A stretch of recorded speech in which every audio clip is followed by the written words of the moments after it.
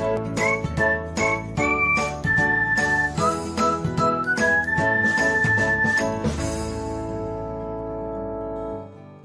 everyone, welcome back to another episode of Technologyglance. Today, in this video, I'm going to guide you through how you can turn on restricted mode on YouTube. So, let's get started. Firstly, open YouTube app in your device. Then tap on profile icon if you haven't. Next, tap on settings. After that, tap on general. Then scroll until you find restricted mode. Then turn on it by tapping on it. So, this is how you can turn on restricted mode on YouTube. Thanks for watching. If you found this guide helpful, we would love it if you hit the thumbs up button below.